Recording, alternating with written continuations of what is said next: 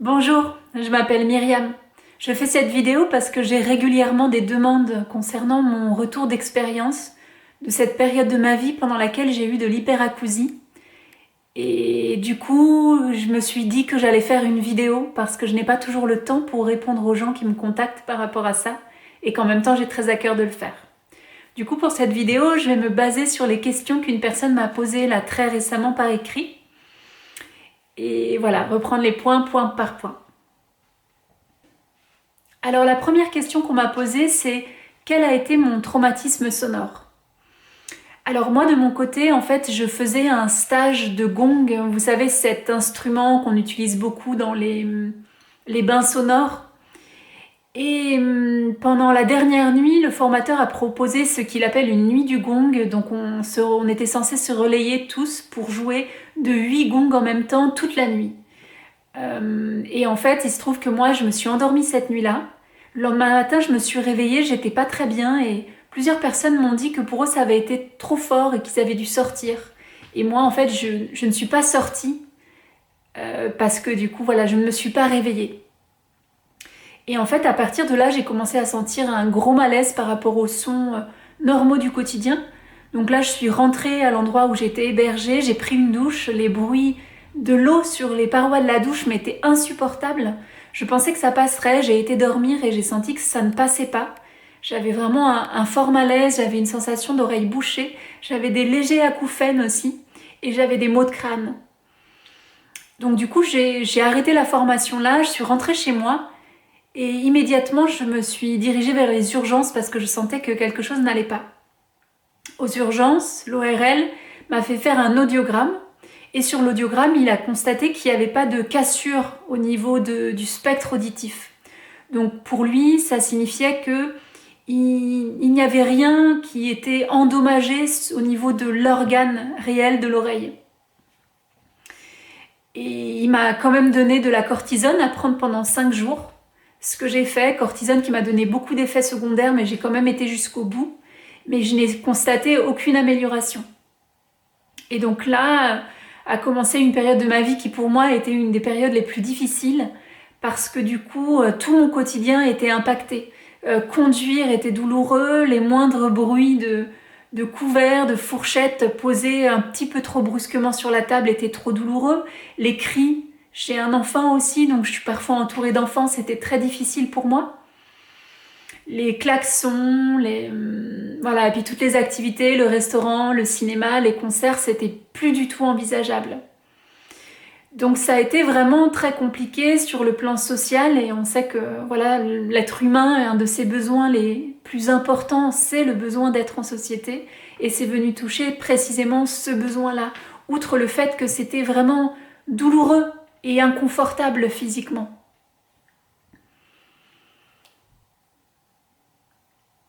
La personne me demande comment j'ai vécu les premières semaines post-trauma et post-trauma et comment j'ai réagi par rapport à la douleur.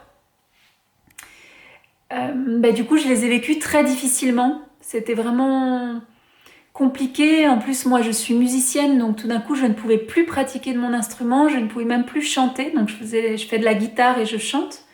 Et ça me déchirait les oreilles, en fait. J'avais l'impression qu'on mettait un ampli à fond alors que j'étais juste en train de jouer de la guitare en acoustique.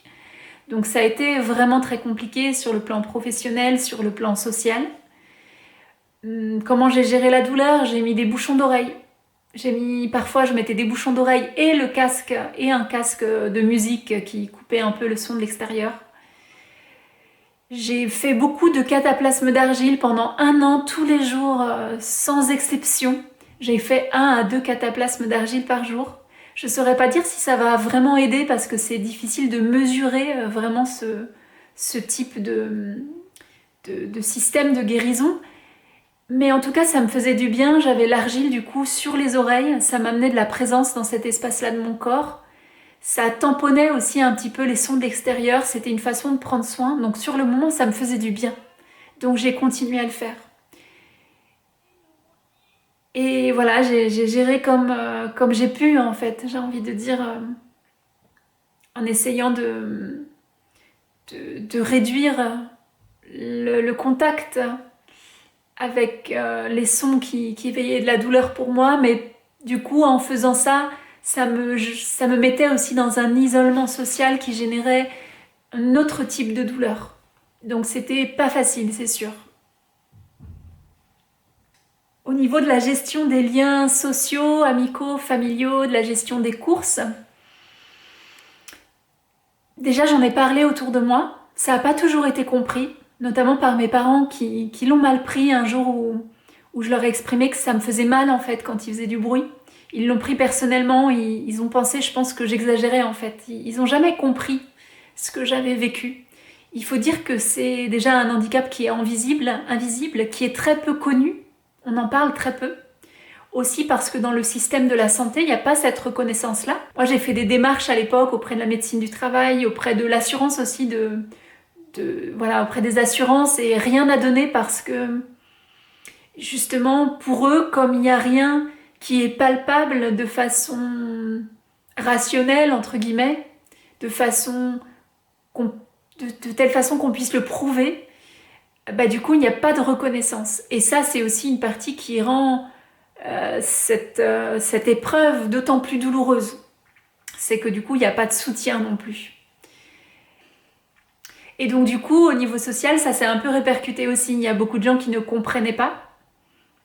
Peut-être certains comme mes parents qui pensaient que j'exagérais.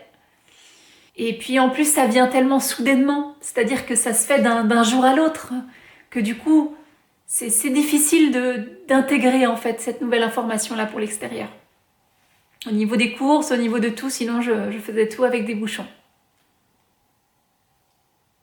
Quel parcours de santé j'ai suivi par la suite? Alors je dirais que moi j'ai un peu tout essayé. Enfin tout essayé ce qui me venait à l'esprit. J'ai essayé donc l'argile, les huiles essentielles, l'acupuncture, l'ostéopathie, j'ai fait de la kiné aussi mandibulo pour vraiment essayer de travailler sur tout cet espace-là. J'ai fait du magnétisme. Voilà, j'ai essayé, je pense vraiment tout. J'ai beaucoup prié aussi, j'ai essayé tout ce qui me venait à l'esprit.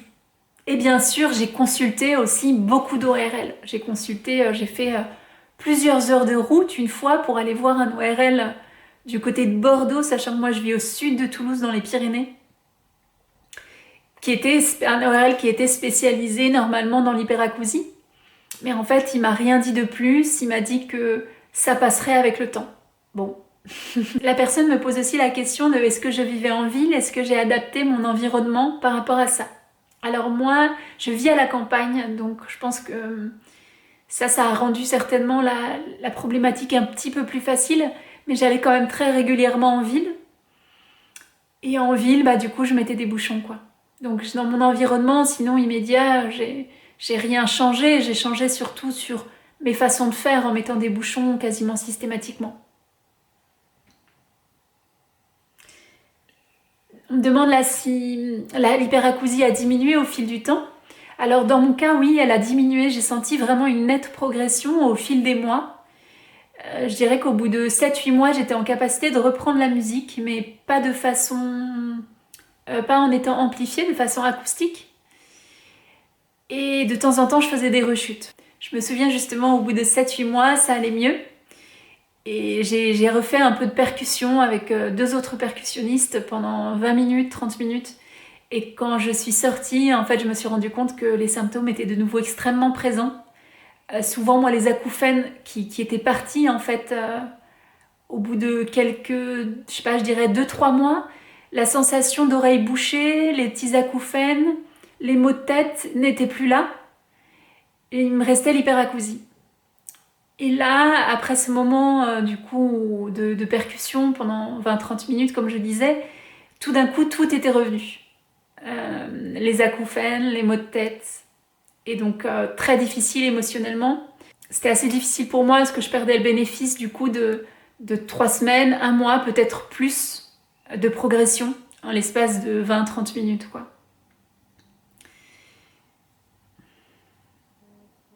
Alors, dans ma compréhension en fait de ce type de traumatisme que j'ai vécu, qui n'est pas considéré comme un réel traumatisme sonore par les ORL parce que justement il n'y a pas cette cassure de la courbe.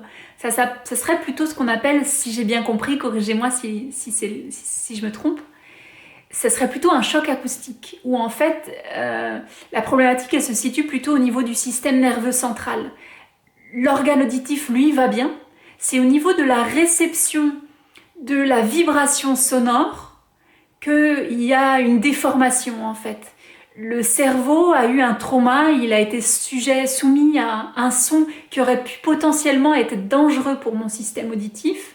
Il a eu peur et du coup, maintenant, il surréagit. Il envoie l'information, il transmet l'information comme étant beaucoup plus forte qu'elle n'est véritablement. Donc, toute la subtilité là-dedans, c'est que c'est important de se protéger au quotidien parce que concrètement, si vous avez une hyperacousie, ça fait mal le son et ça renourrit cette impression corporelle, physique que le son est dangereux, le fait d'avoir mal. Et en même temps, si on se surprotège trop, eh ben, on ne permet pas du coup au cerveau de s'apaiser et de comprendre qu'il peut se détendre et que le son n'est pas dangereux pour lui, qu'il y a eu un événement à un moment T, mais que ceci n'est pas la vérité en fait en soi. Et donc c'est là tout l'équilibre à trouver dans votre quotidien, c'est à la fois de vous protéger, mais pas trop non plus. Parce que si vous vous protégez trop, vous allez cristalliser cette information à l'intérieur de votre cerveau. C'est comme dans tout système de rééducation, j'ai envie de dire. Aujourd'hui, on sait que c'est important de maintenir le mouvement, même quand vous êtes dans un processus de guérison. Parce que c'est en venant toucher les limites actuelles de votre corps que vous allez les repousser et que vous allez pouvoir retrouver la mobilité, par exemple dans le cas d'un bras, d'une jambe qui aurait subi une blessure. C'est comme ça que vous allez permettre à votre corps de se reconstituer, de se renforcer, de retrouver sa force et sa mobilité. Et moi, dans ma compréhension, donc c'est la même chose qui se joue en fait. C'est petit à petit, votre cerveau doit s'apaiser et comprendre que le son environnant n'est pas un danger pour vous. Donc voilà, je vous invite à essayer de trouver petit à petit, à ne pas vous refermer complètement, surtout socialement, et à trouver un équilibre entre les moments où c'est nécessaire pour votre cerveau de se reposer parce qu'il y a eu trop de stimulation et qu'il est en état de choc, et en même temps de continuer à lui donner l'information que le son, c'est ok pour vous. Moi, je disais ça aussi régulièrement à mon cerveau, je disais, c'est ok, le son, c'est ok. Tranquillise-toi, je m'occupe de toi. Et du coup, effectivement, dans mon cas, l'hyperacousie a diminué avec des rechutes de temps en temps. Mais au bout de 8-9 mois, c'était encore très instable. Et puis, c'était douloureux pour moi émotionnellement d'être aussi longtemps dans cette situation-là. Je dirais que c'était peut-être même plus que 8-9 mois, c'était peut-être plus 1 an. Ça faisait un petit moment que j'entendais parler de la méthode Orblou. J'espérais pouvoir guérir autrement aussi parce que ça représentait un gros investissement financier. Et à un moment, je suis arrivée à un point où je me suis dit, en fait, si là je peux pour retrouver ma vie normale, je suis prête à mettre cet argent, ça vaut le coup. Donc finalement, je me suis décidée à contacter l'organisme Orblou et j'ai fait la thérapie avec eux. Je ne vais pas détailler la thérapie ici parce que ça ferait une vidéo beaucoup trop longue pour ceux que ça n'intéresse pas. S'il y en a vraiment qui sont intéressés, je peux éventuellement refaire une vidéo axée uniquement sur mon vécu de la thérapie Orblou derrière. En tous les cas, ce que je peux dire, c'est que cette thérapie m'a beaucoup aidée et m'a vraiment aidée à guérir et à reprendre une vie normale. Et aujourd'hui, pour répondre à une des dernières questions de cette personne, oui, je vis une vie normale. Je vais chez le coiffeur sans souci, je vais dans les restaurants sans souci. Alors le dentiste par contre, parfois je mets des bouchons, c'est vrai. Je pense que ça m'a toujours incommodé les bruits chez le dentiste. Et si aujourd'hui je me sens en grande partie guérie, il y a quand même une chose qui je pense restera toujours, c'est l'expérience que j'ai vécue Avant, je pensais que ce n'était pas possible en fait de vivre de telles expériences. Je pensais pas qu'en étant soumis à des bruits un peu forts, on pouvait avoir des dommages comme ça sur le long terme. Donc aujourd'hui, j'ai conscience de ça. Et c'est vrai, j'ai toujours une peur associée à ça, qui fait que j'ai pas l'insouciance que j'avais avant. J'ai toujours mes bouchons dans mon sac. Quand je vais à un concert et que le son est fort, je les mets. Je pense qu'il y a encore une partie qui pourrait encore et qui continue en fait encore d'évoluer dans la guérison. Il y a encore des choses que il y a quelques mois qui m'étaient encore un peu inconfortables, qui aujourd'hui ne le sont plus. Ça m'est arrivé de faire des petites rechutes, de recontacter Or Blue, de bénéficier de nouveau d'un accompagnement dans le cadre de ces rechutes. Voilà, je pense que quand on a vécu quelque chose comme ça, c'est une expérience qui est marquante. Même si aujourd'hui, dans 95% du temps, j'ai complètement hors de mon esprit le fait que j'ai vécu ça. Et j'en suis très heureuse, j'ai beaucoup de gratitude pour, pour aller mieux, pour pouvoir revivre normalement. Et du coup, ce que j'ai envie de vous dire à vous, c'est de garder espoir, parce qu'on peut guérir. Vous pouvez guérir. Si moi et d'autres que j'ai rencontrés l'ont fait, vous pouvez le faire. Parfois, ça met un peu de temps, parfois, ça demande d'investir un peu d'argent dans certains soins. Je ne parle pas forcément que d'Or Blue, je sais que d'autres personnes se sont senties mieux aussi avec d'autres systèmes thérapeutiques. Voilà. J'espère avoir répondu à la majeure partie des questions. Et si vous en avez d'autres, je vous propose de les poser en bas de la vidéo en commentaire. Comme ça, les réponses pourront bénéficier toutes les personnes qui en ont besoin. Et surtout, voilà, je suis vraiment de tout cœur avec vous dans cette épreuve que vous traversez. Et encore une fois, gardez espoir. Prenez soin de vous. Et ça va s'améliorer.